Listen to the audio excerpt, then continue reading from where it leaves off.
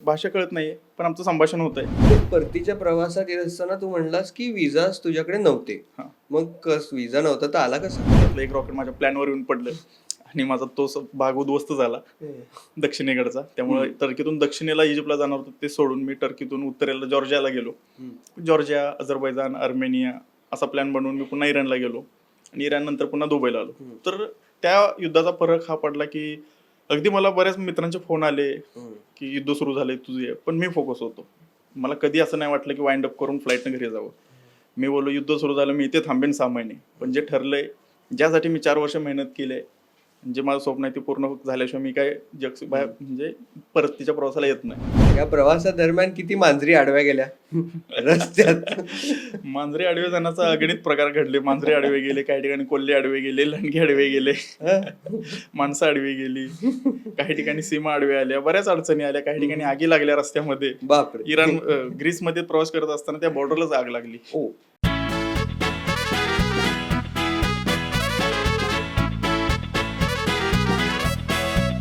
हाय, hello, नमस्कार.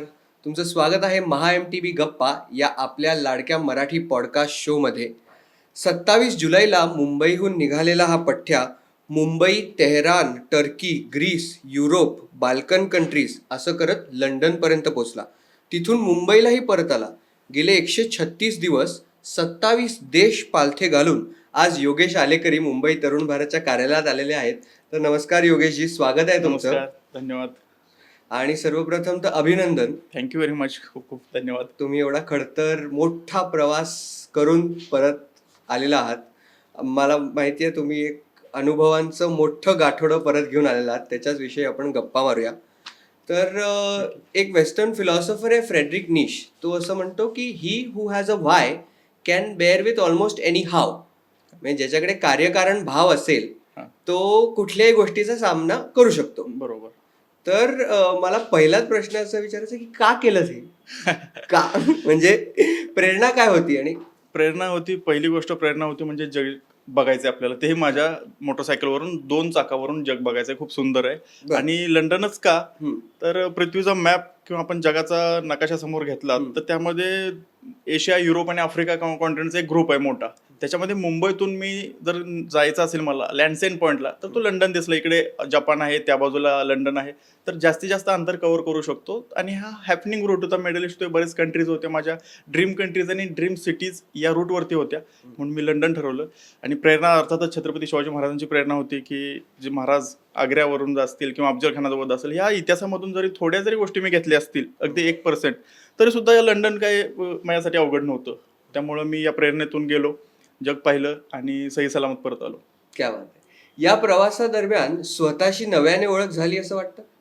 हो, प्रवास हा माणसाची ओळख करून देतो. नवीन ओळखी होतात, तसे स्वतःची नवीन ओळख होते.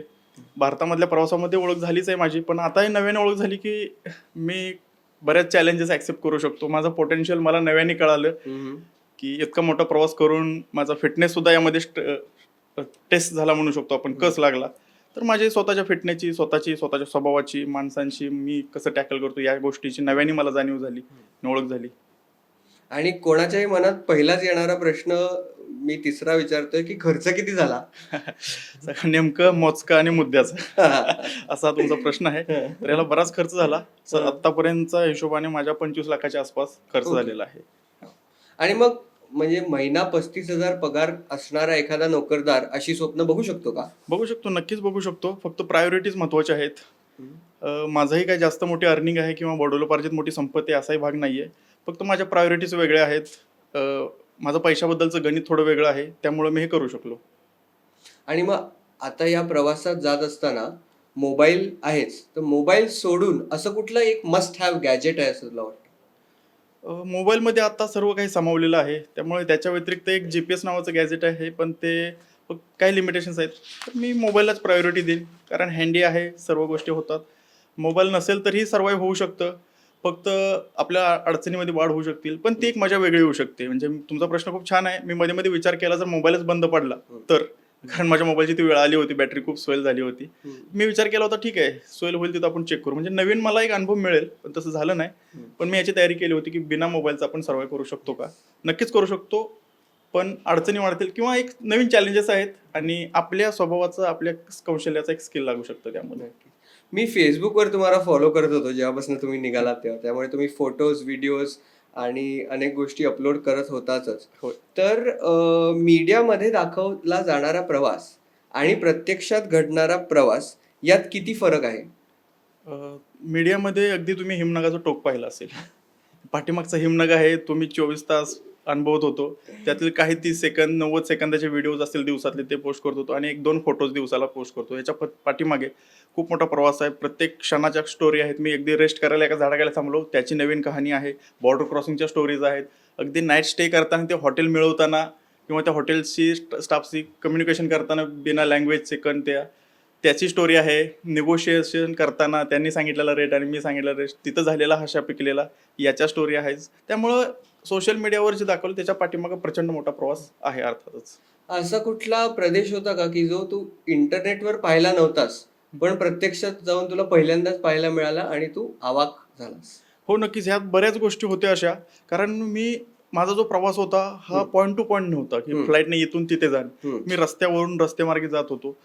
तर जगाच्या टुरिझम नकाशावरती किंवा जे फेमस प्लेसेस आहेत त्या दोन्हीच्या मधली जी दृष्टी आहे किंवा मधले जे सौंदर्य आहे ते माझ्या अभ्यासात येत नव्हतं किंवा ते कोणी एक्सप्लोर केलं नसेल किंवा आपण जेव्हा धावता आढावा घेतो तर ह्या गोष्टी टाळल्या जातात, दाखवणे काय महत्वाच्या नसतील, पण त्या अतिशय सुंदर वाटल्या. बाल्कन कंट्रीज असतील, मॉन्टेनेग्रो, नॉर्थ मॅसेडोनिया, अल्बानिया, हा प्रदेश अतिशय सुंदर आहे. तुम्ही युरोप म्हटलं तर तुम्हाला Switzerland, Croatia, Austria, France, Germany हे दिसतील, ते अर्थातच सुंदर आहेत. पण ईस्टर्न युरोप ही अतिशय सुंदर आहे. रोमानिया सारखी कंट्री, अर्मेनियामध्ये गेल्यानंतर मला माहिती नव्हतं अर्मेनियामध्ये कॉकेशस पर्वताची एवढी मोठी रांग, एवढी उंची आहे. कॉकेशस पर्वताचा सदन पार्ट आहे तिथं माहिती होतं मला. पण तिथं गेल्यानंतर मी अवाक झालो. मला हिमालयात गेल्याचा भास झाला. हाय माउंटन असतील, स्नोकॅप माउंटन्स असतील, तर अशी एक अर्मेनिया कंट्री होती. जॉर्जियाचा माझा अभ्यास होता, माउंटन्स होते, ते अगदीच आपलं उत्तराखंड आणि हिमाचल सारखं 100% म्हणू शकतो, इतकं सिमिलॅरिटी मला वाटली. ग्रीसमध्येही मला नाविन्य अनुभवलं. अगदी मी प्रत्येक दिवशी म्हणू शकतो की आज मी हे पाहिलं होतं, हे जर मला काहीच माहिती नव्हतं. तर असं ह्याच्यामध्ये आहेत नाविन्यपूर्ण गोष्टी. नाईस. यामध्ये मी जातानाच अतिशय एक्स्ट्रीम चॅलेंजेस येऊ शकतात, एक्स्ट्रीम घटना घडू शकतात, हे कन्सिडर करूनच गेलो होतो. मी ठरवलेल्या अडचणी वाढल्या, मला माहिती नसणाऱ्याही अडचणी आल्या, मला रूट बदलावा लागला. काही ठिकाणी मला काहीच माहिती नसलेल्या गोष्टी पुढे आल्या, पण अनुभवावरती मला त्या टॅकल कराव्या लागल्या. तर झाल्या अशा गोष्टी होते, बरेच सारे ब्रेकडाऊन्स यामध्ये होते. मग या प्रवासादरम्यान जसं तू म्हणलास की point A to point B तुझा प्रवास नव्हता. तो it was a series of dots that connected together. Right. तर त्याच्यामध्ये त्या त्या भागातील स्थानिक लोकांशी कनेक्ट करताना काय अनुभव आले किंवा काय चॅलेंजेस आले? चॅलेंजेस सर्वात महत्वाचं होतं भाषेचं. पण ती लोक माझ्याशी संभाषण करण्यासाठी उत्सुक होती, मीही उत्सुक होतो. त्यामुळे हा बॅरियर कमी झाला. काही ठिकाणी मी 2-2 तास आमचं संभाषण झालेलं आहे. आम्हाला दोघांना एकमेकांची भाषा येत नव्हती. आम्ही ट्राय करत होतो एकमेकांशी गप्पा मारण्याचा. जिथं बऱ्याच गोष्टी समजतात, आपण समजण्याचा प्रयत्न केला तर ते एक स्किल असतं की मला त्याला समजून सांगायचंय, मग मी वेगळ्या प्रकारे समजून सांगतो, तो वेगळ्या प्रकारे समजून घेण्याचा प्रयत्न करतो, समोरचा मला समजेल असा प्रयत्न करून मला सांगतो. हे जे कम्युनिकेशन आहे खूप इंटरेस्टिंग झालं होतं. आणि याच्यामध्ये अगदीच अडचण येते की आपल्याला जमत नाही, कळत नाहीये, महत्वाचा मुद्दा आहे. तर त्यावेळी मी टेक्नॉलॉजी म्हणजे गुगल ट्रान्सलेटर वापरत होतो. आणि माझा सुरुवातीचाच मुद्दा असा होता की टेक्नॉलॉजी सगळ्यात शेवटी वापरायची जिथं गळ्याशी येते. म्हणजे मी स्वतः जिथं हतबल आहे तिथं टेक्नॉलॉजी घ्यायची. त्यामुळे मी कधीही गुगल ट्रान्सलेटर सगळ्यात शेवटी वापरले. ती मजा मला घालवायची नव्हती. तर ते मजा घेत गेलो, लोक माझ्याशी संभाषण साधत गेली. तर त्याचा असा किस्सा आहे की एकदा टर्कीमध्ये कॅपॅडोकियाच्या एका व्ह्यू पॉईंटवरती मी थांबलो होतो. बराच वेळ थांबलो, अंधार पडला. एक रेस्टॉरंटचा व्ह्यू पॉईंट होता रेस्टॉरंटच्या बॅक साईडला. तर तिथेच मी आता त्या सिक्युरिटी गार्डला विचारलं की मला इथं राहायला स्वस्त हॉटेल काही रिकमेंड करू शकतो का, कारण खूपच ते एक्सपेन्सिव्ह सिटी आहे. खूप आत्ता जे टायगर 3 कोणता तर मूवी आहे त्याचं शूटिंग झालेलं आहे. तर तो असा वर्ल्ड वाईड फेमस प्लेस असल्यामुळे हॉटेल रेट खूपच हाय होते. तर मी त्याला स्वस्तात विचारलं. तर तो सार्कॅस्टिकली मला बोलला की माझ्या केबिनमध्ये राहा. म्हणजे त्याचं इम्प्रेशन असं होतं की माझ्याबद्दलचं माझं इम्प्रेशन त्याच्या पुढं की भारतातून आलेलं आहे, परदेशी पर्यटक आहे, बाईकवरती आहे, तर याला एक लॅविश लाईफस्टाईल हवी असणार आहे. तर आपण एक सार्कॅस्टिकली एक विनोद करण्याचा प्रयत्न केला की माझ्या केबिनमध्ये राहा त्यांनी. आणि मी बघितलं वाकून डोअर ओपन, तर केबिन छान होती, छोटीशी होती केबिन.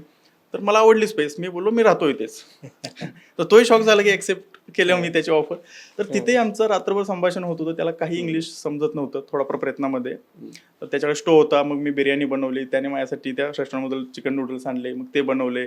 आमच्या गप्पा आणि हे सर्व चाललं. मी स्लिपिंग बॅग टाकून फ्लोअरला झोपलो. तो सोफ्यावरती झोपलो. तर अशा घटना घडत होत्या की संभाषण नाहीये, काही आपलं भाषा कळत नाहीये, पण आमचं संभाषण होतंय. तर या घटना अशा म्हणजे मजेदार अनुभव मला येत गेले. बेस्ट. आणि मग आंघोळीचा काय विषय? अंघोळीचा विषय प्रत्येक ठिकाणी शॉवर असतातच. तिथे हा. कॅफे होतं. Okay.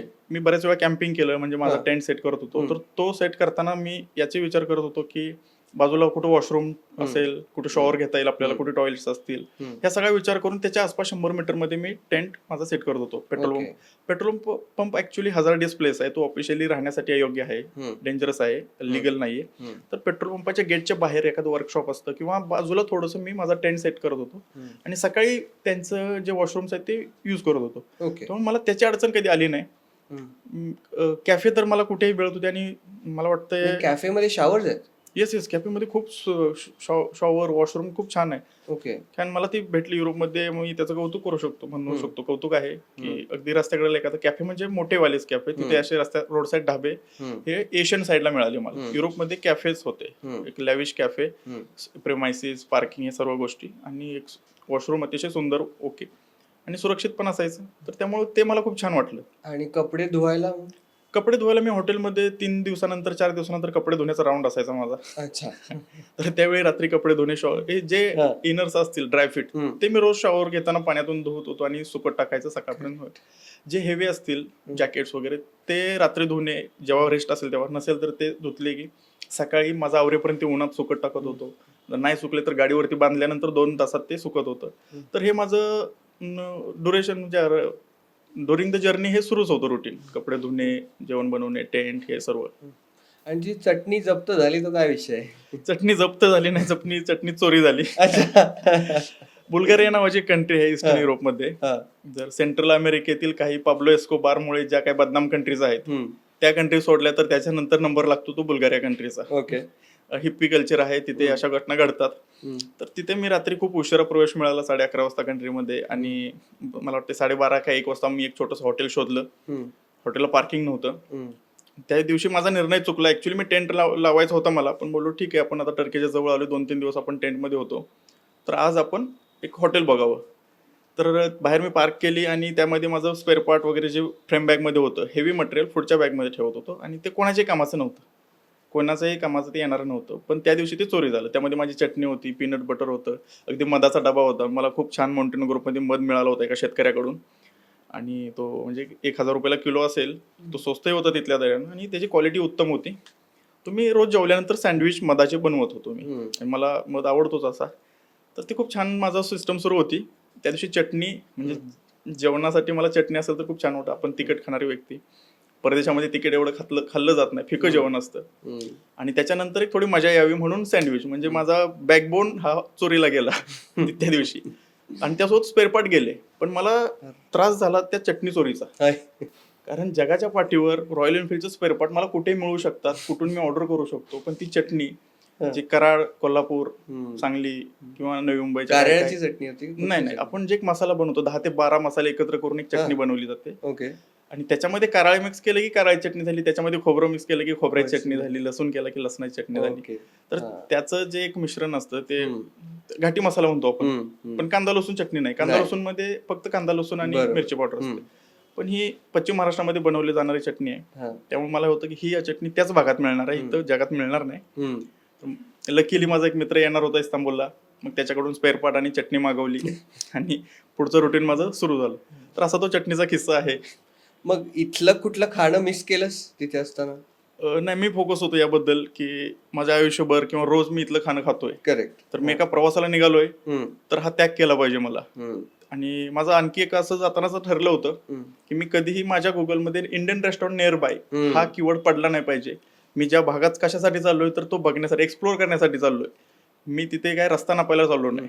तर एक्सप्लोर करण्याबरोबर तिथलं फूड कल्चर एक्सप्लोर करणे, अगदी रस्त्याच्या बाजूच्या छोट्या रेस्टॉरंटच्या टपरीवर बसून खाण्यापासून ते तिथलं एखादं चांगलं कॅफे असेल तिथपर्यंत, ती लोक जे खातात तिथले वातावरणामध्ये जे पिकतं, तिथं जी फळं आहेत, तिथली लोक जे ट्राय करतात रुटीन, ते फॉलो करणे, नवीन कंट्री, नवीन फूड.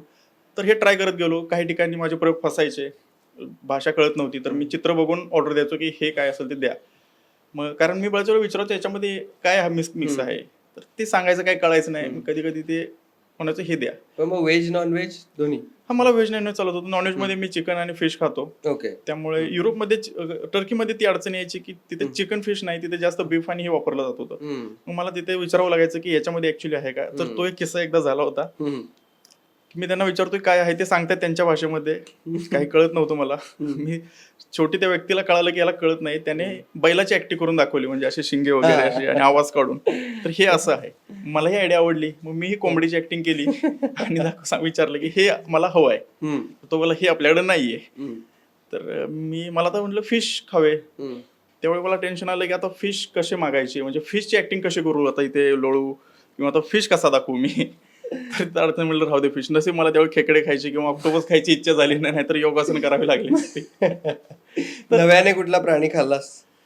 नव्याने प्राणी चुकून खाल्ला असेल तर काही आठवत नाही, पण विशेषतः नाही खाल्ला मी मुद्दामून. अच्छा. कारण नव्याने प्राणी खाणे मी इतका नॉन व्हेजिटेरियन नाहीये. ओके. चुकून एखाद्या सँडविच मधून आला असेल तर काय माहिती नाही. आणि सर्वात कमाल तापमान किती होतं आणि सर्वात किमान तापमान किती होतं? किमान 0 होतं, कमान 45 होतं. अच्छा. तर याचा दोन्हीमध्ये मी सर्वाइव्ह केलंय. आणि तिथलं 0 आणि प्लस तो थंड वारा उत्तर गोलार्धातला, हे खूप डेडली कॉम्बिनेशन होतं. आणि मग दिवसभर 8 तास प्रवास, किती तास प्रवास माझा 15-16 तास चालत होता. वाव. कारण दिवसभर साईट सीइंग असायचं, मग संध्याकाळी 6 पर्यंत माझं अंतर बरंच उरलेलं बाकी असायचं. तर मला ते रात्री 12-1 वाजेपर्यंत कव्हर करावं लागायचं. मग सनराईज टू सनसेट एवढंच नव्हतं? नाही, मी जिथं मला कंटाळा येईल, कारण 1-2दा मी प्रयत्न केला होता की 8 वाजता झोपण्याचा, तर मला झोप नाही लागली, मला 12 वाजता झोप लागली. तर विचार केला की 4 तास वाया गेले आपले. पुढच्या या 4 तासामध्ये आणखी अंतर कव्हर झालं असतं. त्यामुळे नंतर ठरवलं की जेव्हा कंटाळा येईल, जेव्हा झोप येईल, तेव्हा थांबूया. आणि असंही खूप मोठा युरोप आहे, माझा व्हिसा लिमिटेड होता. मग मला दिवस रात्र गाडी चालवायचं होतं की जास्तीत जास्त डिस्टन्स कव्हर होईल, जास्त ठिकाणं मी पाहू शकेन. तर त्यामुळं मला थोडीशी गडबड करावी लागली युरोपमध्ये. सो आपण याच्यापूर्वी मे मध्ये भेटलो होतो याच वर्षी. बरोबर. तेव्हा आपण या राईड बद्दल बोलत होतो, तू जाणार होतास. हो. आणि तेव्हाचा तुझा ऑन पेपर प्लॅन, तेव्हाच्या इंटरनॅशनल लायसन्स वरच्या कंट्रीज, तेव्हा काढलेले विजा आणि ऑन ग्राउंड आलेले अनुभव, ह्याच्यात किती फरक आहे? याच्यामध्ये फरक इतकाच आहे की इथून जितकं लंडन दूर आहे, की लंडन आणि मुंबईमध्ये एवढा फरक आहे, तेवढाच पेपर वर्क आणि ग्राउंड लेवलवरती फरक मी म्हणू शकतो. कारण मे मधून निघणे, मे, जून, जुलै हे वेदर आणि ह्या वेदर मध्ये जाणाऱ्या कंट्रीज वेगळ्या होत्या. आणि जेव्हा मी ऑगस्टला ट्राय केला, ऑगस्टच्या पुढचे 3 महिन्यानंतरचं वेदर हे बदललेलं होतं. त्यामुळे मला रूट बदलावा लागला. दुबईमध्ये थंडी पडण्याची वाट पाहावी लागली मला. आणि माझ्या प्लॅननुसार मी परतीचा प्रवास करत असताना दुबई, इराणमध्ये थंडी पडली, विंटर आला तिथे. तेव्हा मी व्यवस्थित तिथं सर्वाइव्ह करू शकलो. युरोपमध्ये विंटर अगदी म्हणजे विंटर ऑन माय हेड असं म्हणू शकतो. त्याच्यामध्ये मला राईड करावी लागली, खूप थंडी होती. पण ते लेट झालं होतं माझं 3 महिने. तर आणि चेंजेस असे झाले की रूट मला बदलावा लागला. मी जाताना मुंबई टू लंडन हाच प्लॅन करून गेलो होतो, डोक्यात तेच होतं माझ्या सर्व.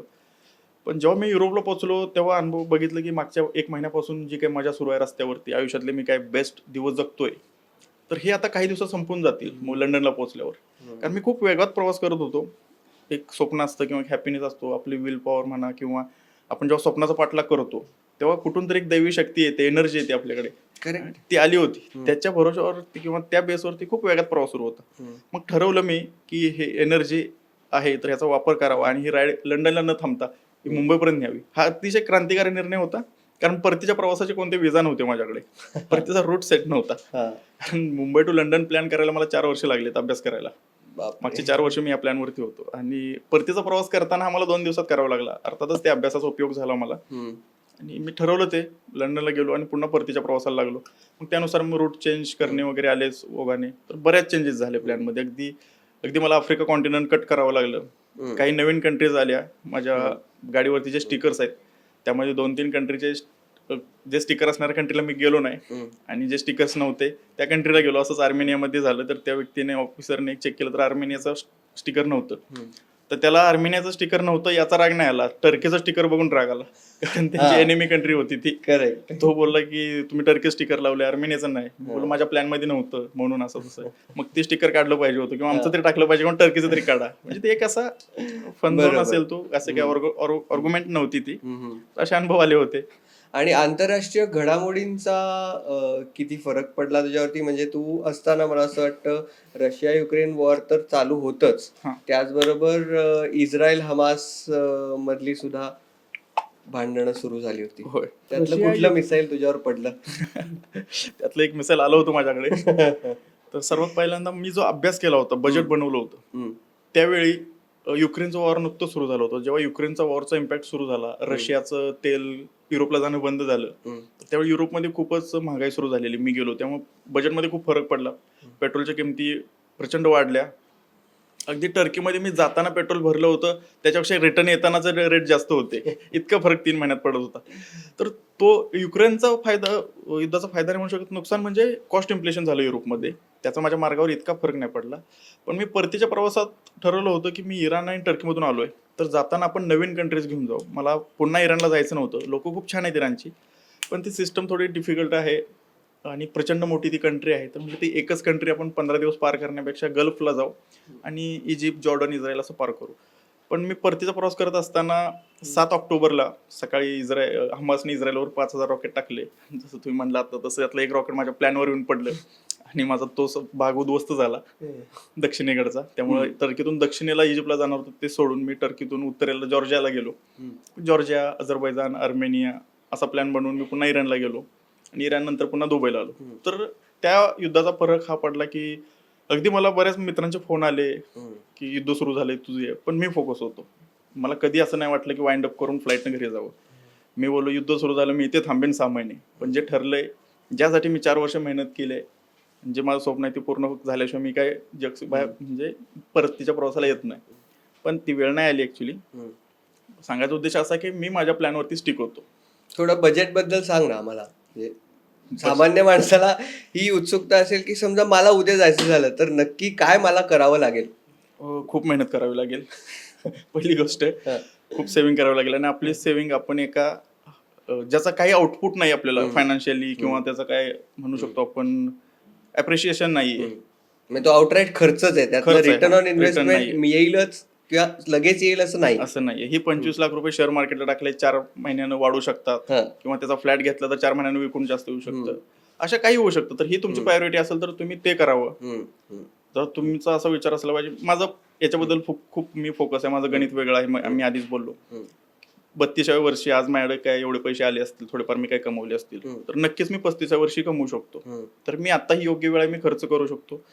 कमवणं सोपं आहे. जगातले 100% लोक कमवतात, 1% लोक खर्च करतात. आता तुम्ही म्हणाल की आम्ही पण खर्च करतो. जेव्हा तुमच्या अकाउंटला 5 लाख असतात, तुम्ही 10,000 खर्च करता, तो खर्च नाही, ते गरजा पूर्ण करता. तुमच्या अकाउंटला 5 लाख आहेत, तुम्ही 5 लाख किंवा 6 लाख खर्च करता, त्याला म्हणायचं खर्च करणे. ते अवघड आहे. आणि माझ्या अकाउंटला काय 10 लाख असतील आणि मी 25 लाख खर्च केला, तर हे यासाठी की 50व्या वर्षी हा प्लॅन करून उपयोग नाही. पुढचे 10 वर्ष स्टोरी सांगणार मी फक्त. आज माझ्याकडे 30 वर्ष आहेत माझे अनुभव जगायला. मला 50व्या वर्षी 50 लाख असतील, पण त्याचा तो उपयोग घेऊ शकत नाही मी. तर हे माझ्या मनाची समजूत असेल कदाचित ही, किंवा काहींना पटेल किंवा काहींना नाही. तर या गणितामुळे मी हा जुगार खेळला. पैसे काय उद्या परवा येतील, फ्लॅट काय कधी होऊ शकेल. माझ्या वयाच्या मित्रांनी फ्लॅट घेतले, सर्वांचं हेच म्हणणं होतं की तूही घेऊ शकशील. तर मी त्यांना उत्तर दिलं, जर मी 25 लाखाची ट्रिप करू शकतो तर नक्कीच मी 1 करोडचा फ्लॅट घेईन पुढच्या काही वर्षात. म्हणजे ही मनाची समजूतच झाली अजून, पण नक्कीच मी करू शकतो. मी काय याचा अर्थ मला खूप सारा अर्निंग सोर्स आहे असं नाहीये, पण पैसे कमवायची अक्कल असेल, खर्च करायची अक्कल असेल तर नक्कीच कमवायची अक्कल येते आपल्याला. बिलकुल. तर ह्या विचारातून ही ट्रिप घडली. या विचारातून मी खर्च करायला मागं पुढे नाही पाहिलं. आणि मग पर्सेंटेज वाईज जर विचार करायचा झाला तर मग फ्यूल, त्याच्यानंतर स्पेअर पार्ट्स, त्याच्यानंतर बाईक कस्टमायझेशन, या सगळ्यामध्ये लॉजिस्टिक्स, या सगळ्यामध्ये कसं डिवाइड झाला तो खर्च? यामध्ये सर्वात मोठा खर्च बाईक. मी बाईक जर नेली नसती तर माझे 12.5 लाख रुपये वाचले असते. कारण बाईक इथून इराणला नेणे, एअर कार्गो, डेंजरस गुड आहे बाईक, पेट्रोल फ्युलवरती चालते, ऑइल असतं, तर याची कॉस्ट, रिटर्न पुन्हा कोची, दुबईतून कोचीला पाठवणे याची कॉस्ट, बाईकचं कार्नेट, पासपोर्ट म्हणू शकतो आपण सोप्या भाषेत, याची कॉस्ट, 3 लाखाचं पेट्रोल टाकलं मी, ती कॉस्ट सर्व्हिसिंग, किंवा बाईकसाठी मी 85,000चा खर्च केला मुंबईमध्ये, पॅनियर्स असतील सर्व्हिसिंग, नवीन काही स्पेअर पार्ट्स टाकले. कस्टमायझेशन काय केलंस बाईकमध्ये यासाठी? कस्टमायझेशन कम्फर्टसाठी मी एक ॲडिशनल सीट, इयर सीट लावून घेतली, हम्म. पॅनियर्स टॉप बॉक्स, आणि त्याची मजबूत घेतली की ती मला कुठे ब्रेक होऊ नयेत. टॉप बॉक्सची स्ट्रेंथ वाढवली पाठीमागे सपोर्ट लावून. हायवे फुटरेस ॲड केले, जे लेग गार्डवरती एक्स्ट्रा फुटरेस असतात, जे क्रुझिंग करू शकतो आपण त्यानुसार. ॲडिशनल लाईट्स लावून घेतल्या, 2 लाईट, जे काही कंट्रीमध्ये ज्या ॲक्झिलेट लाईट अलाउड नसतात, तर मी खालच्या साईडला एक लाईट लावली की ज्याचा कोणाला त्रास होऊ नये. कॅमेरा माउंट केले, हँडल रेस केला होता, चार्जिंगची अरेंजमेंट करून ठेवली होती बाईकला. कंबर दुखू नये म्हणून काय काय स्पेसिफिकली केलंस? कंबर दुखू नये म्हणून मी एअर सीट होती, ती खूप कम्फर्ट होती, आणि बॅक रेस्टला माझी एक छोटी बॅग होती कपड्याची, ती सीटवरती ठेवत होतो, त्यामुळे कपडे असल्यामुळे ते पण असा सॉफ्ट बॅक रेस्ट होता माझ्यासाठी. आणि सीट, ह्या 2च गोष्टी केल्या. बाकी वॉर्मअप आणि डेली स्ट्रेचिंग हे इनफ होतं माझ्यासाठी. इंटरेस्टिंग. आणि मग बाकी फ्युल झालं, लॉजिस्टिक्स झालं, राहण्या खाण्यामध्ये किती खर्च झाला? राहण्या खाण्यामध्ये 5 लाखाच्या आसपास गेला असेल. आता मला ती एक्सेल सीट बघायची, मी अजूनही प्रवासातच आहे, मी परवा मुंबईमध्ये आलोय, येस, आणि अजूनही मीडिया वगैरे सुरू आहे. करेक्ट. 5 लाखाच्या आसपास राहण्या खाण्यामध्ये झाला असेल खर्च, ओके. किंवा त्यापेक्षा जास्त झाला असेल. युरोपमध्ये खूप माझा खर्च झालेला आहे. आणि तू यापूर्वी सुद्धा म्हणजे भारतभर तर प्रवास करत होता, लेह लडाख असेल किंवा महाराष्ट्रातील ज्या काही रोड ट्रिप्स असतील त्याही तू केल्या आहेस. पण मग प्रवास करणं म्हणजे फक्त ट्रिपला जाणं नसून ते ती ठिकाणं एक्सप्लोर करणं पण आहे, हे तुला कधी कळलं? मला अगदी शैक्षणिक सहलीपासून म्हणू शकता. मी योगेश आलेकरी blogspot.com वरती मी माझ्या शाळेच्या सहलीचे ब्लॉग लिहिलेले आहेत. तर सहलीपासून आहे, आवड आहे प्रवासाची, नवीन क्युरिओसिटी, एक काय बोलतात आपल्याला, चौकस बुद्धी. तर त्या उद्देशाने मी लहानपणापासून फिरतो. गड किल्ले फिरत असताना त्या किल्ल्यांचा इतिहास, तिथं काय घडलं, स्थान महात्म्य काय आहे ते पाहिलं. किनाऱ्यावर जाताना याचं भौगोलिक महत्व काय आहे, नैऋत्येकडून मान्सून येतो हे शाळेत जो शिकलोय, पण तो मान्सून कसा येतो, कुठल्या किनाऱ्यावरून होतो हे पाहिलं. तसंच या प्रवासामध्ये भूगोलाची आणि इतिहासाची खूप जोड दिली मी शाळेत जे शिकलो होतो, कॉन्स्टँटिनोपल पडलं, आणि युरोपियन लोकांना खुशकीचे मार्ग बंद झाले एशियाकडे येण्यासाठी, मग त्यांनी समुद्री मार्ग शोधले. तर ते खुशकीचे मार्ग बंद का झाले, ते कॉन्स्टँटिनोपल शहर कसं आहे ऐतिहासिक, ते पाहायचं होतं मला. काळा समुद्र, ब्लॅक सी, कॅस्पियन सी, हे पाहायचं होतं मला. कॉकॅशस पर्वत आपण ऐकला होता इतिहासामध्ये, इराणचं वाळवंट, तेहरान सिटी ऐतिहासिक आहे ती, अथेन्स जिथं ऑलिम्पिक सुरू झालं 4000 वर्षापूर्वी, पहिलं ऑलिम्पिक अथेन्समधून सुरू झालं. तर तेव्हा अथेन्स सिटी, ग्रीक संस्कृती, जिथं फिलॉसॉफर आपण अरिस्टॉटल असेल किंवा आर्किमिडीज या लोकांनी जिथून फिलॉसॉफी सुरू केली ते ठिकाणं, अलेक्झांडर द ग्रेटचं नॉर्थ मॅसेडोनियामधलं ते गाव, कॉन्स्टंटाईन ज्याच्या नावावरून कॉन्स्टँटिनोपल हे गाव नाव पडलं, त्याचं गाव बुल्गारियामध्ये आहे ते गाव असेल, किंवा ट्रॉय पिक्चर तुम्ही पाहिला असेल. ट्रॉय मूवी खूपच फेमस आहे आपल्याकडे 90s किडमध्ये, तो एकेकाळी सीडी एकमेकाला शेअर करून आम्ही पाहिला होता. तर तो ट्रॉयचं युद्ध कुठं घडलं, त्या कॅनाकॅले बीचवरती गेलो, त्या गावात तो ट्रॉयचा घोडाही पाहिला मी, जो पिक्चरमध्ये वापरलेला 2004 मध्ये. तो आहे तिथे? हो, त्या डायरेक्टरने तो घोडा त्या गावाला गिफ्ट दिला. तो लाकडाचा अति प्रचंड घोडा आहे. मी त्याचे काही सोशल मीडियावरती फुटेज टाकलेले आहेत, आणखी पण काय बरेच डेटा आहे तो अपलोड करायचा, पण तो खूप सुंदर आहे घोडा, जो त्या मूवीमध्ये यूज केलेला ॲज इट इज तो तिथे आहे. ट्रॉयचं म्युझियम पण आहे. तर अशा गोष्टीची इतिहासाची जी जोड होती ती पाहायची होती. सर अल्बर्ट आइन्स्टाईन यांचं राहतं घर, की ज्या घरातून म्हणजे जिथे बसून त्या माणसाने प्रयोग केले, काय त्या माणसाच्या करामतीमुळे जगाच्या प्रगतीचा वेग प्रचंड वाढला, माणसाची कोडी उलगडली, ते घर कसं आहे ते पाहिलं मी जाऊन. सर निकोला टेस्ला या व्यक्तीमुळे DC AC current, Thomas Alva Edison आणि निकोला टेस्ला या दोघांमुळे इलेक्ट्रॉनिक विषयात खूप क्रांती झाली. तरी क्रांती कुठून घडली, ते घर कसं आहे, कुठं बसून या व्यक्तीने केलं, 100 वर्षापूर्वी इथं काय घडत होतं, तर त्या व्यक्तीच्या घरापुढे गेलो मी. याच्याबद्दल आणखी एक इंटरेस्टिंग गोष्ट अशी आहे, मी खूप करन्सी पाहिल्या. मी आजपर्यंत 32 देशात प्रवास केलाय, आणि या ट्रिपमध्ये 27. तर माझ्या छोट्याशा जगामध्ये माझं स्वतःचं काय 32 देशांचे जग आहे, 32 करन्सी, आणि आणखी एखादी आजूबाजूची करन्सी पाहिली असेल, तर त्यामध्ये सर्बियाच्या करन्सीवर निकोला टेस्ला यांचं चित्र दिसलं मला, आणि बाजूला इक्वेशन पण होतं त्यांचं. तर इतर करन्सीमध्ये राजकीय व्यक्तींची फोटो होते, त्या व्यक्तींनी जडणघडण केली असेल, त्या देश उभा करण्यात मदत केली असेल, अगदी शास्त्रज्ञांनी जग उभा करण्यात मदत केलेली आहे. त्यांच्या कोणत्या देशाचा अधिकार असेल नसेल, पण शास्त्रज्ञांना आपण मान देतोच, पण त्या देशाने करन्सीवर मान दिलाय, सर्बिया. त्यामुळे ते मला खूप आवडलं. ती नोट मी अजूनही आठवणीसाठी ठेवली. त्याची व्हॅल्यू तिथे 100 आहे. त्याची मी अजूनही चेक नाही केलं की इंडियन करन्सीत किती होते, कारण ते मला बघायचं नाही. त्याची व्हॅल्यूच अनमोल आहे त्या व्यक्तीमुळे. मग ती डॉलर्समध्ये किती होते, याची रुपीजमध्ये किती होती, त्याला काही किंमत नाही. त्यामुळे मी ते अजूनही चेक नाही केलं. तिथं फक्त 100 आकडा आहे. हम्म. तो किती का असे ना ती नोट अनमोल आहे बस. इंटरेस्टिंग. तर अशा गोष्टी पाहिल्या मी. म्हणजे, डंकिर्क नावाचा किनारा असेल, तुम्हाला हम्म. माहिती असेल डंकिर्क, जिथं हम्म. 3,39,39 सैनिकांचं रेस्क्यू ऑपरेशन झालं होतं. म्हणजे जगातलं सर्वात मोठं सैनिकांचं ऑपरेशन म्हणू शकतो आपण. हम्म. लोकांचं तर बऱ्याच ठिकाणी रेस्क्यू केलेले आहे. नाझी सैनिकांच्या विरोधात ते फ्रेंच आणि ब्रिटिश सैनिक होते. डंकिर्क किनाऱ्याकडे सगळे ढकलले होते नाझी लोकांनी, नाझी सैनिकांनी. तर तिथे ते सर्व सैनिक छोट्या छोट्या बोटीने ब्रिटिश किनाऱ्यावर आणले. तो डंकिर्कचा किनारा कसा असेल, ती घडलं ते युद्ध कसं असेल, ते पाहण्यासाठी मी डंकिर्कच्या किनाऱ्यावरती गेलो.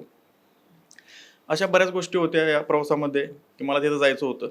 मी गेलो, पाहिलं. इतिहास असेल, भूगोल असेल, दुसरं महायुद्धाचे काही ठिकाण असतील, अगदी रोमन साम्राज्यातील असेल, 4,000 वर्षापूर्वीचं ठिकाण एखादं असेल. मेगस्थेनिस नावाचा एक ग्रीक फिलॉसॉफर प्रवासी भारतात आला होता 2,000 वर्षापूर्वी. त्याच्याबद्दल ग्रीक लोकांना नाव माहिती आहे, पण त्याचं गाव शोधण्याचा प्रयत्न केला, पण ते कुणाला माहिती नव्हतं कोणतं गाव आहे. कारण त्या गावात बोर्ड असेल नसेल, एक स्थान महत्व आहे की या गावाला त्याचं पाय लागलेत किंवा इथून ती ठिणगी पेटलेली आहे. तर ते मला नाही मिळालं गाव, बऱ्याच लोकांना माहिती नव्हतं. पण त्या व्यक्तीने एक पुस्तक लिहिलं, एक इंडिका नावाचं. 2,000 वर्षापूर्वी ते गुगलवरती उपलब्ध आहे आज PDF. ते पुस्तक वाचताना खूप इंटरेस्टिंग गोष्टी होत्या की जे आपल्या इतिहासात नाहीत मिळाल्या. तटस्थ माणसाच्या दृष्टिकोनातून भारत कसा होता, तर त्या इंडिका पुस्तकामध्ये दिसलं. म्हणून मला त्या गावाला भेट द्यायची होती की तो मेगस्थेनिस कसा आहे. तर अशा गोष्टी या प्रवासात मी पाहिल्या, इतिहास भूगोलाची जोड देऊन. तर असं याला आपण म्हणू शकतो. नक्कीच. आणि या प्रवासात असताना म्हणजे जी आपली संस्कृती आहे की अतिथी देवो भव, तसा अनुभव तुला कुठे आणि कधी आला का? येस. या माझ्या प्रवासाचा उद्देश किंवा मी एक संदेशच घेऊन चाललो होतो की वासुदेव कुटुंबकम, one world, one future, one family. तर काही लोकांनी मला वेलकम केलं. त्यांना सांगितलं आपण जे वेलकम केलं याचा अर्थ काय. हेच ते वन फ्युचर, वन फॅमिली, आम्ही फॅमिली सारखे हे करतोय, हेच ते वसुदेव कुटुंबकम आहे. तर हा मेसेज घेऊन गेलो होतो. तर इराणमध्ये मला खूपच चांगलं वेलकम झालं. अगदी इराण, पर्शिया संस्कृती आणि हिंदू संस्कृती एकमेकांचं पूरक आहे म्हणू शकतो. बऱ्याच रिच्युअल सेम आहेत. तर इराणमध्ये मला खूप चांगलं वेलकम झालं. टर्कीमध्येही नक्कीच वेलकम झालं. काही लोकांनी केलं, काहींनी. टर्कीचा जो ईस्टर्न पार्ट आहे तो एशियन टाईप आहे, वेस्टर्न पार्ट आहे तो युरोपियन टाईप आहे. युरोपियन लोक अजूनही थोडंसं अंतर ठेवून राहतात, कम्फर्ट नाही होत.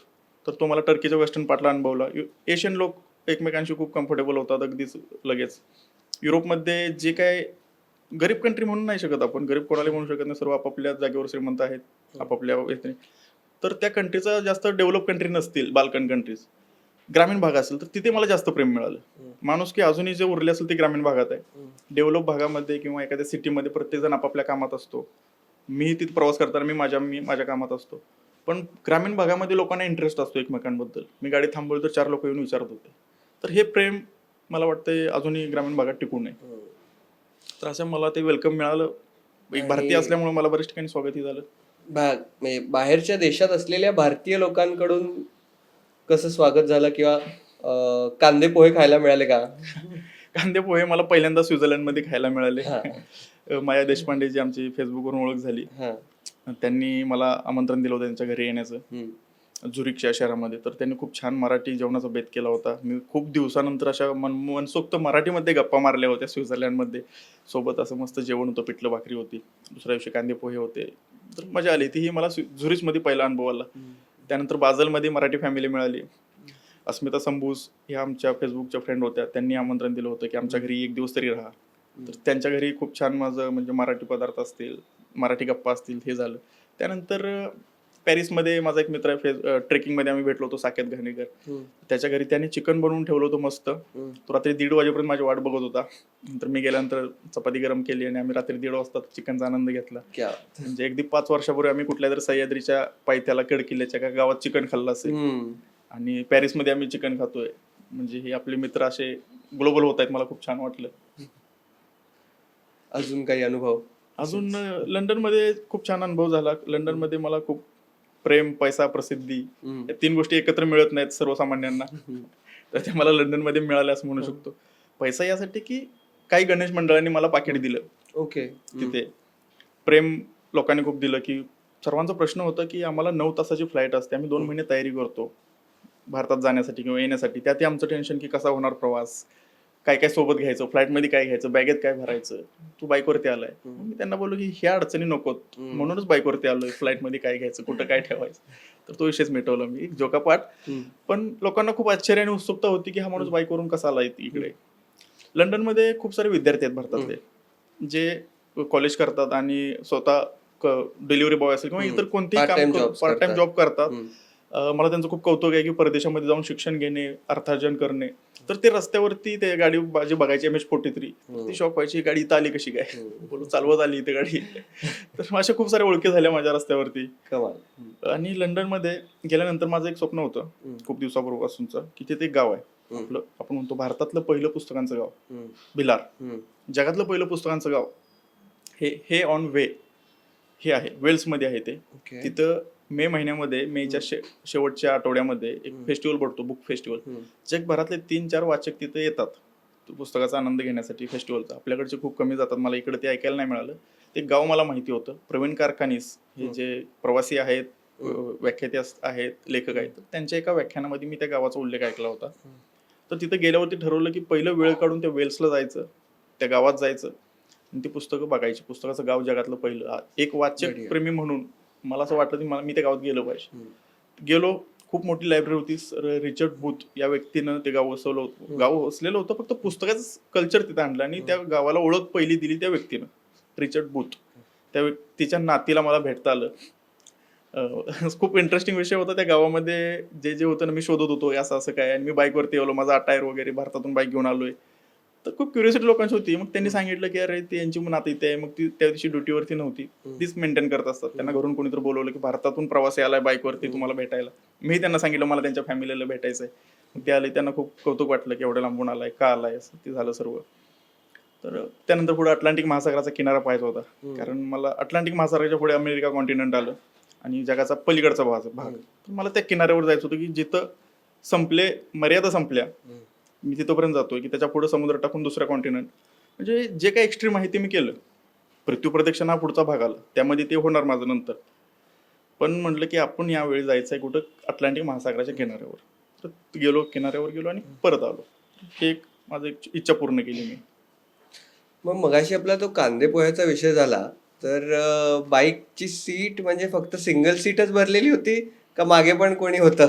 मागे माझी एक बॅगच होती फक्त शेवटपर्यंत. आणि ती बॅग होती म्हणून प्रवास झाला. तिथं जर कोणी व्यक्ती असता तर हा प्रवास कदाचित पूर्ण झाला नसता. कारण व्यक्ती आली की मतं आली, मतं आली की मतांतर आली. त्यापेक्षा एक मत आणि एकटा जीव सदाशिव एकला चलो रे. क्या बात आहे. तर या प्रवासाच्या सुरुवातीला म्हणजे तू म्हणतोयस की तू 4 वर्षापासून याचं प्लॅनिंग करतोयस, तर यासाठी शारीरिक आणि मानसिक तयारी कशी केलीस किंवा काय काय केलंस त्याकरता? या प्रवासासाठी विशेष अशी तयारी करावी लागली नाही मला, कारण माझे जे काही रुटीन असेल त्यामध्येच हेल्थ कॉन्शियस असल्यामुळे, महत्वाचं म्हणजे मी निर्व्यसनी असल्यामुळे एनर्जी किंवा विनाकारणाची माझी एनर्जी खर्ची पडली नाही, अनावश्यक गोष्टी माझ्या शरीरात साचून राहिल्या नाहीत. तर त्याचा मला खूप फायदा झाला. आणि विशेष असं काही करावं लागलं नाही. मनाची स्थिती तर होती, एक स्वप्न आणि त्याच्या पाठीमागे जो काही स्ट्रगल होता. भारतामधून बाहेर निघतानाच प्रचंड अडचणी आल्या होत्या.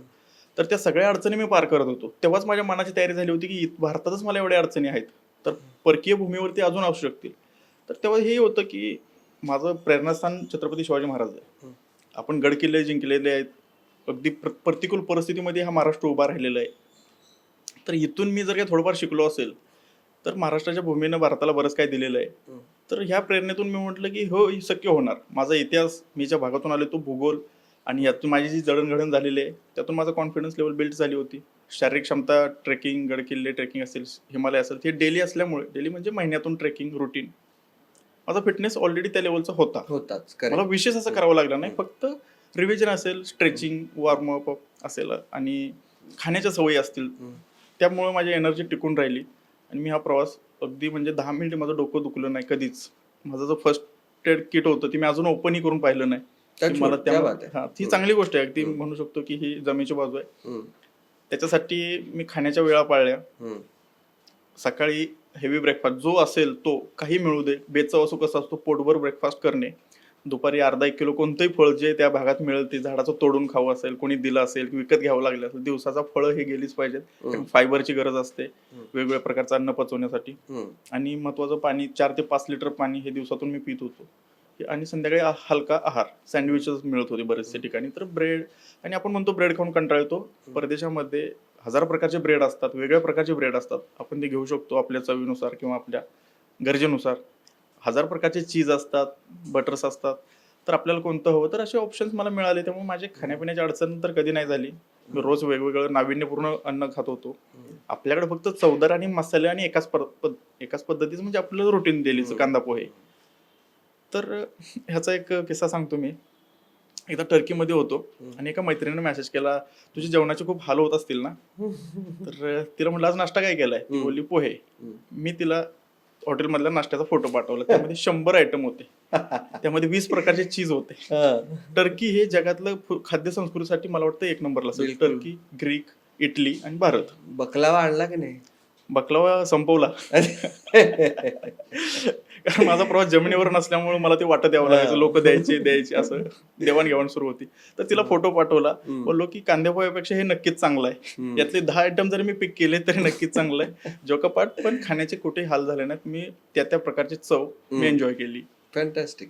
आता तू जसं म्हणतोयस की ॲट अ यंग एज जेव्हा तुम्ही एबल आहात तेव्हाच प्रवास करायला हवा, आणि नंतर पैसे येऊन तेव्हा ती फिजिकल कपॅसिटी नसते प्रवासाची किंवा नसू शकेल असं म्हणणं आहे.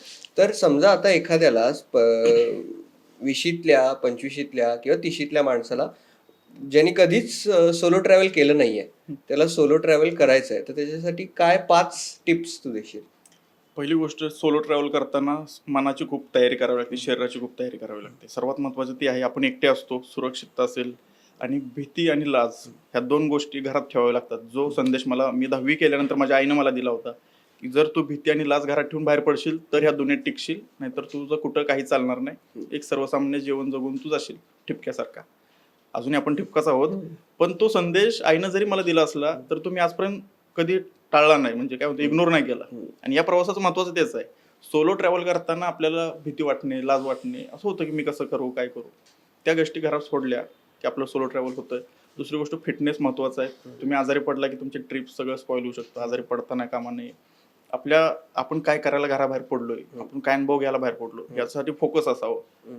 कुठेही तिथं किंतु परंतु नको आहे, किंवा तिथं एक 0% किंवा 100% ह्याच गोष्टी असाव्या. मी 50% माझ्याबद्दल कॉन्फिडंट आहे किंवा मी 99% कॉन्फिडंट आहे असं नको आहे. मी 100% माझ्या प्लॅनबद्दल कॉन्फिडंट आहे तरच ठीक आहे.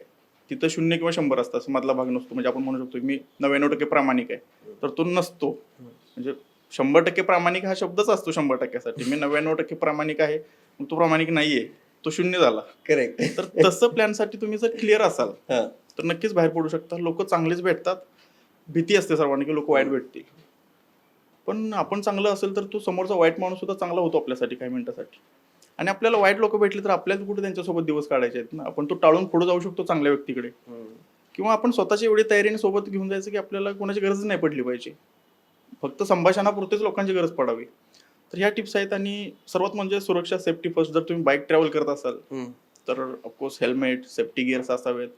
आणि रस्त्यावरचे नियम पाळणे, आपल्यासोबत इतरां जे रस्त्यावर आहेत त्यांची सुरक्षा पाहणे, किंवा आपल्या चुकीच्या गाडी चालवण्यामुळे कुणाला त्रास होऊ नये, या गोष्टीची जर काळजी घेतली तर तुम्ही सुरक्षित प्रवास करू शकता.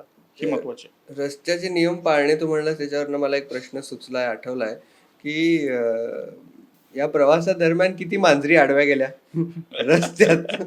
मांजरे आडवे जाण्याचा अगणित प्रकार घडले. मांजरे आडवे गेले, काही ठिकाणी कोल्हे आडवे गेले, लंडगे आडवे गेले, माणसं आडवी गेली, काही ठिकाणी सीमा आडव्या आल्या, बऱ्याच अडचणी आल्या, काही ठिकाणी आगी लागल्या रस्त्यामध्ये. बापरे. ग्रीसमध्ये प्रवास करत असताना त्या बॉर्डरलाच आग लागली. तो हायवे बंद ठेवला होता सुरक्षेच्या दृष्टिकोनातून. इराणमध्ये ऑगस्ट महिन्यामध्ये उन्हाळ्यामध्ये 1 वे पेटतात. तर तो एक 1 वा पेटला, आगी लागली. त्याच्या आधी कदाचित एखादं मांजर आडवं गेलं असेल, पुढे आग लागली असेल जोकापट. पण बऱ्याच अडचणी आल्या म्हणू शकतो आपण. परतीच्या प्रवासात येत असताना तू म्हणलास की विजाच तुझ्याकडे नव्हते. मग विजा नव्हता तर आला कसा? विजा माझ्याकडे नव्हते, पण विजा कुठल्या कंट्रीचा विजा मला कुठे मिळू शकतो? माझ्याकडे युके विजा आहे, त्याचे फायदे मी कुठे कुठे घेऊ शकतो? मला जाऊन त्यांना सांगावं लागलं काही कंट्रीमध्ये की माझा भारतीय पासपोर्ट आहे, माझ्याकडे युके विजा आहे, तर तुमच्या कंट्रीमध्ये ते प्रोव्हिजन आहे मला देण्याचं. छोटीशी बॉर्डर जी असते जमिनीवर लँड बॉर्डर म्हणू शकतो. एअरपोर्ट वाल्यांच्या सोबत असे किस्से घडतात, त्यांना हे सगळ्या गोष्टी माहिती असतात. लँड बॉर्डरवरच्या लोकांचे हे केसेस जात नाहीत की भारत पासपोर्ट आहे युके घेऊन असं कॉम्बिनेशन. त्यांना मी दाखवलं वेबसाईटवर लिहिलेलं आहे असं. मग त्यांनी त्यांच्या सिनियरला विचारलं की ही केस आहे का, त्यांनी अप्रूव्ह केलं. तर अशा ठिकाणी मला त्याचा फायदा झाला. काही ठिकाणी आता इराणचा मला विजा घ्यावा लागत होता, मी इस्तांबुलमध्ये त्याला अप्लाय केलं आणि नंतर पुढचे तो विजा यायला 10 दिवस लागतात. मग 10 दिवसानंतर मी जॉर्जियाला पोहोचणार होतो. मग जॉर्जियाचे लोकेशन दिलं की इथून विजा कलेक्ट करणार. मग तो विजा तिथं पोहोचवला गेला. त्यासाठी मला $5 एक्स्ट्रा भरावे लागले, €5 म्हणजे 500च्या आसपास ते भरले. दुबईचा विजा ई विजा आहे, तो मी इराणमध्ये पोहोचल्यावरती केला कारण मला तारख्या माहिती नव्हत्या. अझरबैजानचा विजा सुद्धा ई विजा होता, तर तो मी टर्कीच्या एर्झुरुमच्या सिटीमधून अप्लाय केला. शेंगेन विजा माझ्याकडे एक लिमिटेड होता, तर तो मी कसा तरी धावत पळत बाहेर पडलो. पण बुल्गारिया कंट्रीचा विजा नव्हता माझ्याकडे, तिथे मोठे कांड झाले होते. मला 5 ते 6 तास थांबवून ठेवलं होतं, माझ्याकडे कोणताच विजा नव्हता. मी ट्रान्झिट विजाची मागणी करत होतो, त्यांनी ती नाकारली होती. मी त्यांना वेबसाईटचे सगळे दाखवत होतो की तुम्ही ट्रान्झिट विजा देऊ शकता. तो मला असं वाटतं तुझ्यासाठी चिकाटीचा धडा होता असं. चिकाटीचा पेशन्स, सर्वांनी माझी पेशन्स लेवल चेक केली. निसर्गाने सुद्धा माझी पेशन्स लेवल चेक केली. पण पेशन्स खूपच महत्वाचे या प्रवासामध्ये. पेशन्स लेवल अतिशय एक्स्ट्रीम असेल तर टिकू शकतो. कारण मला जाणवलं प्रत्येक ठिकाणी की असे किती क्षण आले की आपण इथं गिव्हअप करू शकतो. पण गिव्हअप करणे हा माझा ऑप्शन नव्हता. माझा ऑप्शन होता पेशन्स असेल. मी काही ठिकाणी तयारी ठेवली होती की रात्रभर इथं बसून राहणे, इतकी तयारी ठेवली की रात्रभर झोप असो काय. मी एकदा 26 तास गाडी चालवली, 26 तास गाडी चालवली 1300 किलोमीटरसाठी वेगवेगळ्या ठिकाणी. त्याच वेळी ती बॉर्डर बंद झाली, त्यामुळे मला जास्त प्रवास करावा लागला. बॉर्डर बंद झाली, मी 300 किलोमीटर दुसऱ्या बॉर्डरला गेलो. तिथे इन्शुरन्स नाही मिळाला, जो आधीच्या बॉर्डरला वेल नोन बॉर्डरला होता. मग तिथे पुन्हा 5-6 तास इन्शुरन्स नव्हता, तर त्यांनी थांबवून ठेवलं की नाही, ऑनलाईन मिळत नव्हता. तिथे पेशन्स लेवल चेक केली. त्यानंतर हे वाया गेलेलं अंतर कव्हर करायला मला रात्रभर गाडी चालवावी लागली, कारण विजा लिमिट होते डेजचे. नंतर दुसऱ्या दिवशी मी 12 वाजेपर्यंत गाडी कंटिन्यू चालवत होतो, तेव्हा माझ्या गाडीचे गॅसकीट जळाले. म्हणजे गाडीनं सुद्धा असहकार पोखरला की आता बस झालं पाहिजे, थांबलं पाहिजे. तेव्हा माझ्या लक्षात आलं की अरे हा, आपण ह्याचा पण विचार, मशीनचा विचार केला पाहिजे. मला वाटलं की मशीन रन करेल, पण ग्रीस ही कंट्री गरम कंट्री आहे. दोन्ही बाजूने, एका बाजूला भूमध्य समुद्र आहे, मेडिटेरियन सी, आणि एजेस मुळे वातावरण ह्युमिड आहे. साऊथ पार्ट असल्यामुळे टेम्परेचर पण खूप हाय असतं. सनी डेज युरोपमध्ये सर्वात जास्त असतील तर ते ग्रीसमध्ये. तर त्यामुळं गॅसकीट जळालं, ओव्हर हिटिंग झाली गाडी. त्यात 2-3 तास गेले, नंतर ते काय फिक्स नाही झालं. तर अशा बऱ्याच ठिकाणी माझी पेशन्स लेवल चेक केली गेली. मी सर्वावरती मात करत, सर्व ठिकाणी जे जे आहे डिमांड ती पूर्तता करत मी पोचलो, परत आलो. याचाच पुढचा प्रश्न मला असं वाटतं की पेशन्स लेवलचा जेव्हा आपण विचार करतो त्याच्यानंतर असं आहे की प्रवास आणि पेशन्स लेवल एकदा वाढली की माणूस हळूहळू स्पिरिच्युअलिटीकडे जायला लागतो, असंही आहे. बरोबर आहे. प्रवासाचा आणि स्पिरिच्युअलिटीचा काही संबंध आहे का? नक्की काही संबंध अनुभव तुला आला नक्कीच का? आहे. हा, मी खूप वेळा मी आध्यात्मिक म्हणा किंवा एक म्हणतात मेडिटेशन, मी काही ठिकाणी बसून विचार करत होतो की काय त्या जागेचा आनंद घेणे, स्पिरिच्युअलिटी असेल किंवा अगदी विरक्त होणे. अगदी मी ठरवलं होतं की आता कोणी जर आलो, चोर आले, हे म्हणजे मला घेऊन जायचं, तर मी म्हणून जा घेऊन. म्हणजे मी इतका विरक्त झालो होतो. मी आता आजच्या क्षणाला मला हवं ते मला मिळालेलं आहे, मला हवा तो आनंद आहे. मी एक सरप्लस लेवल गाठलेली आहे. किंवा काय मला लोक काहीतरी द्यायची, मी रस्त्यानं कोण असेल भेटलं असेल तर मी त्यांना द्यायचो. तर म्हणजे तू कशाला देतो, तू प्रवास आहेस. मला हे मागच्याने कोणीतरी मला दिलेलं आहे, माझी गरज भागलेली आहे, माझं पोट भरलेलं आहे, मला एक्स्ट्रा फळं नकोत. मग ती लहान मुलांना वाटून टाकणे, मग तिथं मला कोणीतरी द्यायचं. तर ह्यात मला एक कळालं की आपण जेवढं देतो ते डबल आपल्याला मिळत राहतं. कर्मा रिटर्न्स आपण ऐकलं असेल. तर मी कधी विचार नाही केला की मी प्रवास करतोय, मला कोणीतरी फळं दिलेत, उद्या विकत घ्यायला. फळं खूप महाग आहेत युरोपमध्ये. मी तो कधी विचार नाही केला, मला कधी फळं कमी पडली नाहीत. मी खूप वेळा गाडी थांबवली, कोणी आलं, सायकलिस्ट वगैरे भेटतात युरोपमध्ये, मी त्यांना फळ द्यायचो. ते बोलत ते काहीतरी द्यायचे, देऊ नका मला, आहे माझ्याकडे फळ आहे. मग समोर कोणीतरी शेतकरी भेटायचा, तो मला आणखी फळं द्यायचा, मग ती वाटून टाकायचं. म्हणजे असं देवाणघेवाण चालली होती. त्यामुळं स्पिरिच्युअलिटीचा आपण थोडंफार याला टच झालाच म्हणू शकतो. मी रिलॅक्स झालो होतो की आता काही नाही, गो विथ द फ्लो. मी कधी अकाउंट पाहिलं नाही. मला बराच वेळा हे साईबाबाचे भंडारा किंवा काशी जगन्नाथपुरीचा भंडारा आठवतो की दिवसभर लोक जेवतात, भंडारा संपत नाही. तसं माझ्या अकाउंटचं कदाचित झालं असेल. मी कधी पाहिलं नाही की बॅलन्स किती आहे. जेव्हा इथे मेसेज येईल मला की इनसफिशियंट बॅलन्स, तेव्हा चेक करायचं, हेच ठरवलं होतं मी. तोपर्यंत जे चाललंय तो विचारच नाही करायचा. संपले संपू दे, जिथे संपल तिथं काहीतरी नवीन लोन मारू आणि घरी जाऊ. तेव्हा मी तेव्हा मी असंच म्हणत होतो की मला माहित नाही किती आहेत अकाउंट, मी कधी चेक नाही केलं, चाललंय चालू द्या. लकीली मला घरापर्यंत तेवढे पुरले पैसे. तर कशाला खर्च होतोय, होऊ दे, आपल्या गरजेचं आहे, आपल्यासाठी चाललंय सगळं, आपणच कमवलेलं आहे. तर इतका मी विरक्त झालो होतो, कुठलाही मोह राहिला नव्हता मला. आणि सुरुवातीपासून शेवटपर्यंत तो रूट कसा राहिला आता ह्याच्याकडे आपण वळूया की मुंबईहून तुम्ही निघालात मुंबई ते माझा दुबई. पहिला रूट होता मुंबई नेपाळ, नेप- हा. नेपाळवरून दुबई, दुबई नंतर इराण, नंतर टर्की, हम्म. नंतर बाल्कन कंट्रीज होत्या, मग युरोपियन वेगवेगळ्या कंट्रीचा झिगझॅग कंट्रीज करून या कंट्रीतून त्या कंट्री, त्या कंट्रीतून साऊथ नॉर्थ वगैरे करून लंडनला पोहोचणे, 100 दिवसामध्ये एंड करणे, हा माझा कागदावरचा प्लॅन होता. तर लेट झाला प्लॅन. मे महिन्यामध्ये हे ठीक होतं. जेव्हा मी ऑगस्टमध्ये प्लॅन सुरू करतो तेव्हा ऑगस्टमध्ये आपल्या उत्तर भारतामध्ये पावसाळा सुरू झाला होता. नेपाळमधून मला मदत नाही मिळाली, पाऊस होता, मला ती बाईक शिफ्ट नाही करता आली. तोपर्यंत नंतर यमुनीला पूर आला आणि दिल्लीमधूनही माझी बाईक टाकता नाही आली. इतक्यात ऑगस्ट महिना जुलै महिना संपत आला. जुलै महिना संपणे म्हणजे कॅरामॅन डेझर्ट आहे, इराणच्या मध्यावरती एक आहे, ते अतिशय उष्ण आहे. मला वाटतं तिथलं टेम्परेचर कधी पाकिस्तानमध्ये जाकोबाबाद नावाचं ठिकाण आहे, तिथं 52 टेम्परेचर असतं बलुचिस्तानमध्ये. त्याच्या बाजूलाच ते कॅरामॅन डेझर्ट आहे. तर तिथलं टेम्परेचर हे फेस करणं खूप डिफिकल्ट होतं. मी दुबईला जर गाडी टाकली तर दुबई नंतर पर्शियन गल्फ आणि त्यानंतर ती वाळवंट पार करून पुन्हा नॉर्थला जाणे, तर एक खूपच मोठा टास्क होता. ऑगस्ट महिना रिकमेंडेड नव्हता. मी तेहरानला गाडी पाठवली आणि लकीली तेव्हा न्यूज आली की यावर्षी हीट वेव्ह आलेली आहे आणि टेम्परेचर हिट झाले, 4 दिवस सरकारी सुट्टी आहे. म्हणजे तेव्हा मला वाटलं की माझा निर्णय योग्य होता. आपण 2 पाऊल मागे येतो किंवा आपण कधी कधी अंधाधुंद धाडस करत नाही, कॅल्क्युलेटेड रिस्क. तर तो प्रकार घडला की मी विचार केला की वातावरणाचा असंच आहे, तर आपण पुढे जाऊ. माझ्या फायद्याचा ठरला. त्यानंतर पुढे मी पुढचा रूट झाला ग्रीस, तिथपर्यंत सेम होतं ग्रीसपर्यंत. ग्रीस नंतर माझ्या लक्षात जेव्हा आलं की आपण परतीच्या प्रवासाचा प्रयत्न करूया, तेव्हा मी तो झिगझॅग रूट कॅन्सल करून 2 लाईन मारल्या मॅपवरती की जाताना ह्या कंट्री करून जायचं आणि पुन्हा युरोपमधून बाहेर पडताना या कंट्रीज करून बाहेर पडायचं. तर असे 2 पार्ट केले माझ्या प्रवासाचे.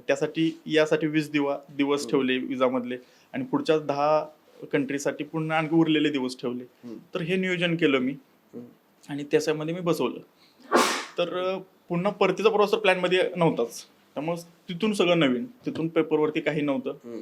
तिथून माझा प्रवास होता, ठरलेला प्रवास होता की टर्कीपर्यंत यायचं, तिथून इजिप्त असेल, जॉर्डन, इस्रायल ह्या ज्या गल्फ कंट्रीज आहेत, तर पुढे आल्यानंतर Saudi Arabia, Qatar, Bahrain, Oman ह्या करून बाहेर पडणे. पण ते युद्धामुळे मला तेही कॅन्सल करावं लागलं. मी जेव्हा वेळ भेटेल तेव्हा काही कंट्रीची विजा अप्लाय करून ठेवत होतो की मला पुढे यायचे. तर माझ्या डेट पण फिक्स नसल्यामुळे मला विजा करताना लिमिटेशन्स यायचं की कोणती डेट टाकायची. जर तेवढ्याच डेटचा विजा आला तर मी पोहोचलोच पाहिजे तिथे. आणि मी जगाच्या एका टोकाला आहे, मध्ये 5-6 कंट्री नंतर ती कंट्री आहे, मी कसा पोहोचणार तिथं माहिती नाही. त्यामुळे त्या कंट्रीच्या काही दिवस आधीच विजा अप्लाय करणे ह्या गोष्टी गरजेच्या होत्या. तर हे तारेवरची कसरत चालली होती. अभ्यास माझा आधीचा फायद्याचा यायचा मला की त्यांचे काय नियम आहेत, किती दिवस लागतात. तर ते विजा माझे वेस्ट झाले त्या साईडचे. मग नंतर पुन्हा नवीन प्लॅन बनवावा लागला. त्याच्या विजाचा मला अभ्यास तर आधीचा असल्यामुळे ते फायदे सोपं गेलं. मग तसं करता करता मी पोहोचलो. म्हणजे खूपच चेंजेस झाले आणि केरळ, कोची तर हे प्लॅनमध्येच नव्हतं. मधल्या काळात एक फोन आला मला इंडिया बाईक वीक मधून की तुम्ही आमच्या कार्यक्रमाला यावं, इथं मार्गदर्शन करावं. मग ते होतं ठिकाण गोवा. गोवा असल्यामुळं माझे जी काय ठरलं होतं दुबईमधून दिल्लीला बाईक पाठवायची, तर जे त्यांच्याशी बोलणं चाललं होतं माझं दिल्लीच्या कोटेशनसाठी. म्हटलं दिल्लीवरून पुन्हा मुंबई येणार, मुंबई नंतर इकडे येणार, गोवाला जाणार. आणि गोव्याचं असं झालं की मी इतके दिवस माझ्या दिवसाचा मी हिशोब करत नव्हतं, सांगितलं पैशाचा आणि दिवसाचा अजिबात हिशोब केला नाही. तर ते अगदी गळ्याशी ठिकाण आलं. म्हणजे गोव्याला पोहोचायचं आहे, माझी बाईक पण अजून आली नाही, तर मला डायरेक्टच गोव्याला जावं लागणार होतं. मग मी साऊथचं ठिकाण घेतलं की केरळलाच उतरूया आपण. मग पुन्हा त्यांना सांगितलं मी की गोव्यातून आपलं दुबईमधून आपल्याला कोचीनची फ्लाईट बघा. मग कोचीनला पाठवलं. कोचीन नंतर मी एक 700-800 किलोमीटर असेल, 900 किलोमीटर आहे गोवा वायकटो. तिथे आलो, तो इव्हेंट अटेंड केला. त्यानंतर कोल्हापूर आलो. कोल्हापूर माझ्या प्लॅनमध्ये नव्हतं. कोल्हापूरचे मित्र खूप खुश झाले की तू अचानक आमच्या गावात आलास. गोव्यामध्ये माझा एक मित्र आहे समीर, तो कारवार पासून गोवा सोडेपर्यंत माझ्यासोबत होता, अगदी सावलीसारखा. कोल्हापूरचे रायडर्स होते, ते गोवा बॉर्डर पासून, गोव्याच्या रायडरनी मला गोवा बॉर्डर पर्यंत एस्कॉर्ट केलं. त्यानंतर कोल्हापूरचे रायडर, मी कराडला सरळ येणार होतो. गोव्यातून कराड 300 किलोमीटर आहे, पण कोल्हापूरकरांचा आग्रह मला नाकारता नाही आला. अगदी त्यांनी मला गोव्यातून येऊन उचलून नेलं म्हणू शकतो आपण. ते कोल्हापूरला घेऊन गेले. खूप चांगला कार्यक्रम केला तिथे. मग तिथे एक स्टे केला कोल्हापूर, नंतर मग कराड.